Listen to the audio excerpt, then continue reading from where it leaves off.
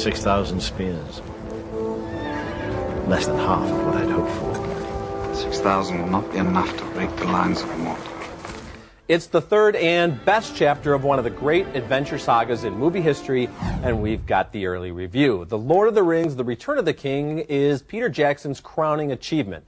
As you'd imagine, The Return of the King is the most emotionally involving and dramatically satisfying leg of the trilogy, with resolutions coming one after another after another. But it all begins with two brave hobbits and that sneaky tour guide. He makes the murderers! Never! Sneaky wouldn't hurt to fly! Ah! There's a hobbit! Fat hobbit who has Smeagol and he makes a nasty lie! Elijah Wood's Frodo is so bruised and battered as he tries to deliver the One Ring to its rightful destiny that it's Sean Astin's Sam who repeatedly must step in to save the day. Meanwhile, the Fellowship's journey takes them to Gondor's capital city for the battle to end all battles. Is there any hope, Gandalf, for Frodo and Sam? There never was much hope. Just a fool's hope.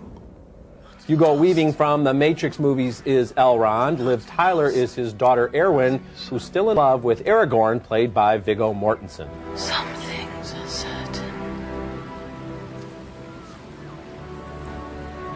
If I leave him now, I will regret it forever.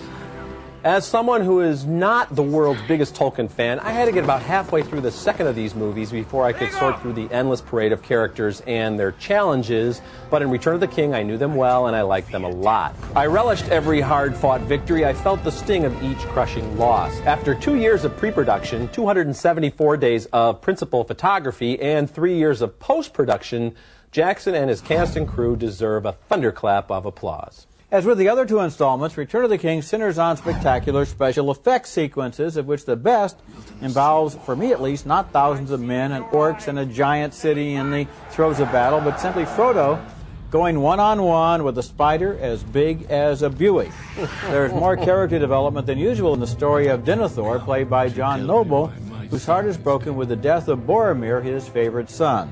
Pippin offers his own life in sympathy. Boromir died to save us, my kinsman and me. He fell defending us from many foes. Pippin.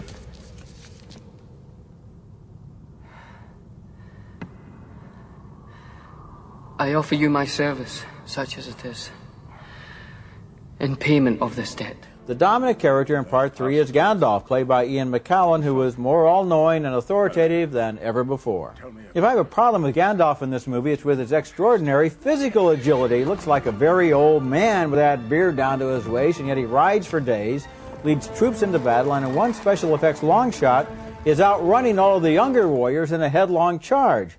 Moments like that tend to undermine the credibility of the character, but then I guess realism is not exactly the strong point of this series. And you know, the nice thing about this film is the series did not run out of gas. In a way, I think it kind of goes like this: Part 2 and then Part 3 back up here again. And now, having seen the whole sweep of the three films, I admire it more as a whole than I did any of the parts. And the one thing that I really liked about Part 3 is that the hobbits are back in the thick of the action. I felt in Part 2 they were always kind of on hold. They were off somewhere doing something else. And here the hobbits get their due. Well, I think you're so right. This is really, it's going to end up being a 10-hour movie if you include the scenes that are added for the inevitable DVD special quadruple anniversary editions. Maybe it'll be 12 hours altogether. and I agree with you. I appreciate the first two films a lot more.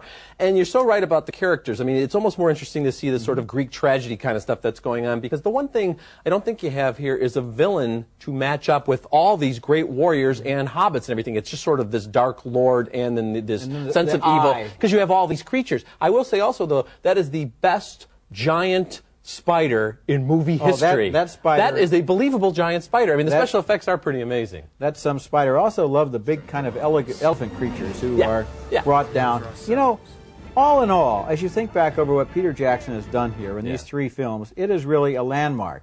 And, you know, I kind of was, like you, I kind of got into this kind of slowly, and it took me a while to get the idea and to so forth. And now, looking at it, as I say, looking at it as an achievement, I have a lot of admiration. It's impressive stuff.